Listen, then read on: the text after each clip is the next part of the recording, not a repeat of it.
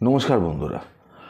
1952 সালের 29শে আগস্ট চেন্নাইয়ের এক পুলিশ স্টেশনে এক মহিলা আসে তার স্বামীর মিসিং কমপ্লেন নিয়ে। তার বক্তব্য যে তার স্বামীকে 28শে আগস্ট লাস্ট সে যখন দোকানে আসে তারপর থেকে তাকে আর খুঁজে পাওয়া যাচ্ছে না। একদিন সে পুরোটাই খোঁজাখুঁজি করেছে, না পাওয়ায় 29 তারিখ সে এসেছে পুলিশে কমপ্লেন করতে। তার স্বামীর নাম আলাবান্দার। এই আলাবান্দার একজন এক্স আর্মিম্যান, কিন্তু রিটায়ারমেন্টের পর সে একটা দোকান খোলে এবং ফাউন্টেন পেন এবং শাড়ি সে বিক্রি করে। তার দোকানের নাম জেম অ্যান্ড কোম্পানি। ঠিক এই সময় 29 তারিখেই ইন্দো সাইলন প্যাসেঞ্জার ট্রেনে ট্রাঙ্কের মধ্যে একটা হেডলেস বডি উদ্ধার হয়।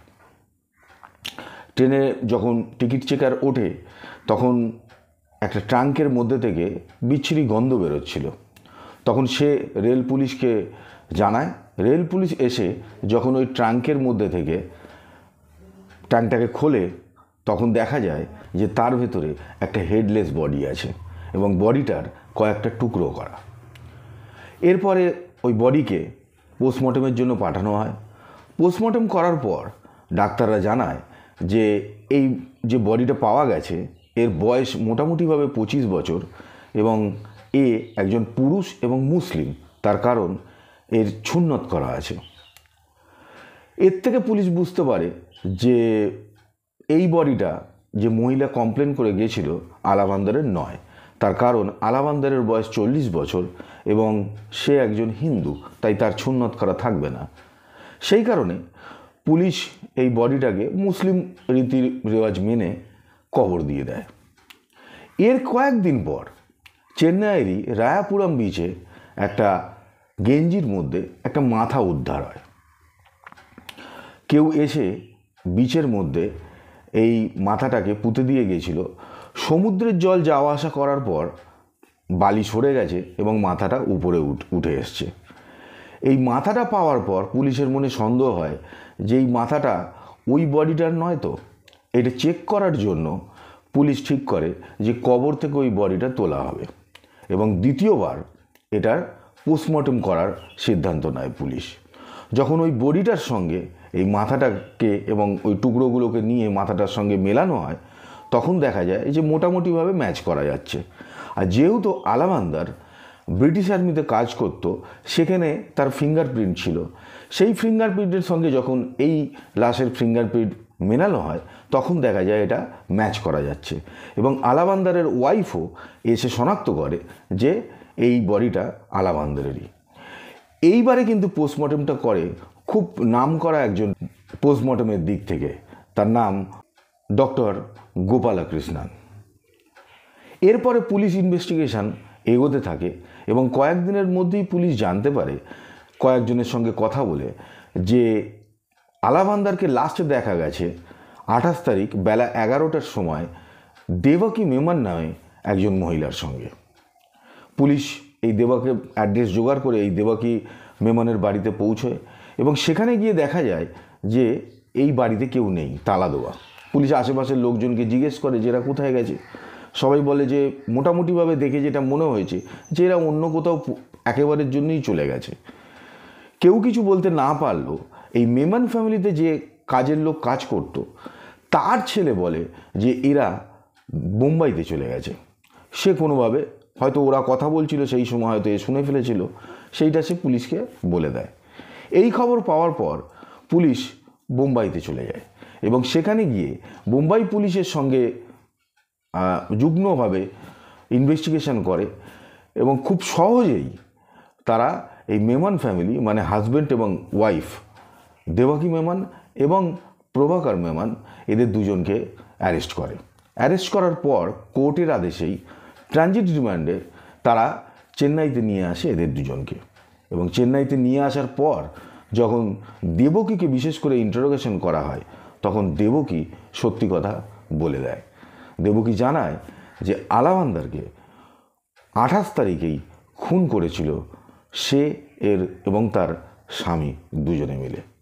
এবার প্রশ্ন যে কেন দেবকী এবং প্রভাকর তারা দুজন মিলে আলাবান্দারকে খুন করল।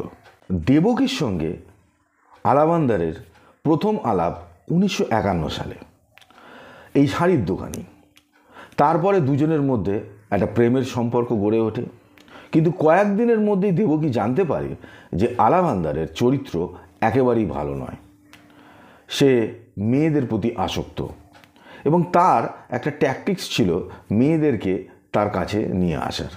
সেই যে শাড়ির দোকানটা করেছিল, এইখানে মেয়েদেরকে বিভিন্ন স্কিমে ইনস্টলমেন্টে সে শাড়ি দিত এবং কেউ যখন শাড়ির পয়সা তাকে ফেরত দিতে না পারত, তখন আলাবান্দার সেই মহিলাকে বাধ্য করত তার সঙ্গে ফিজিক্যালি ইন্টিমেট হতে।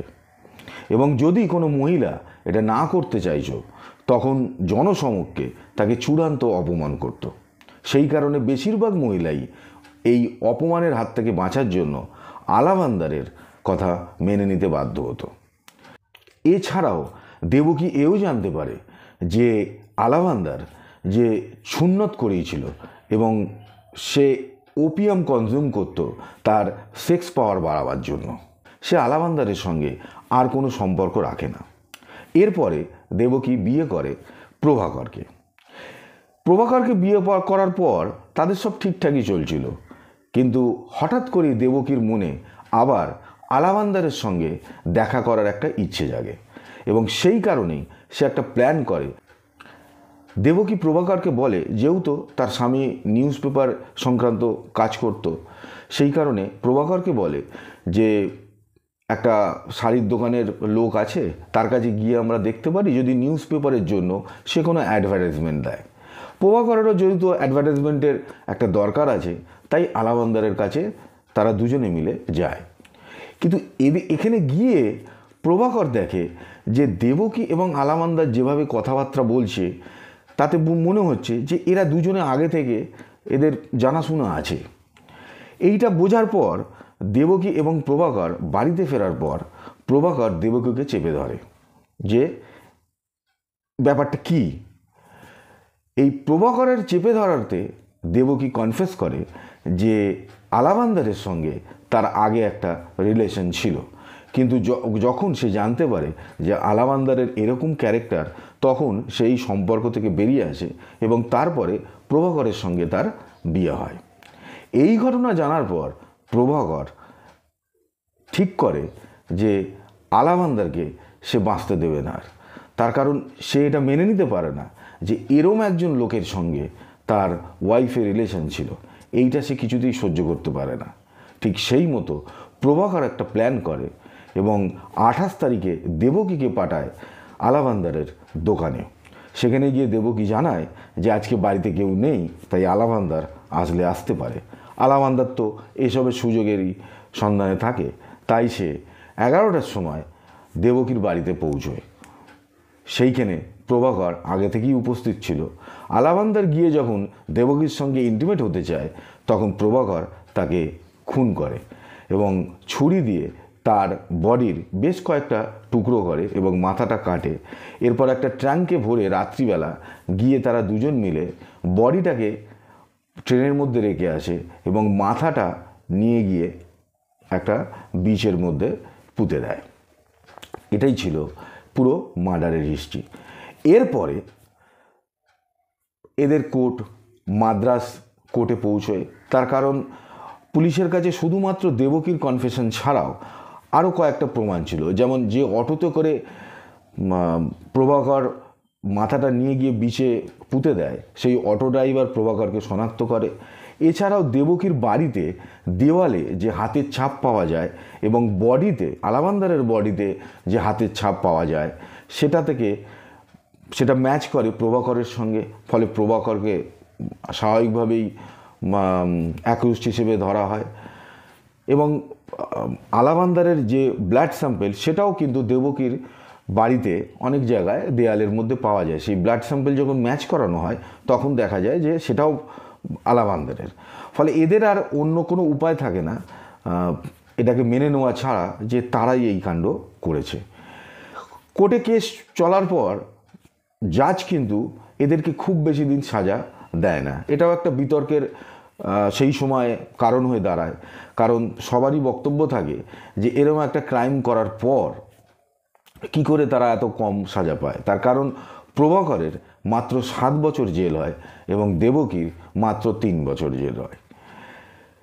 জেলের মধ্যে এরা খুব ভালোভাবে থাকার জন্য এদের যে টাইম পিরিয়ড থাকে তার কিছুটা আগেই এদেরকে রিলিজ করে দেওয়া হয় এবং রিলিজ করে দেওয়ার পর এরা দুজনে অর্থাৎ দেবকী আর প্রভাকর এরা কিন্তু আর চেন্নাইতে থাকে না, এরা কেরালায় চলে যায়।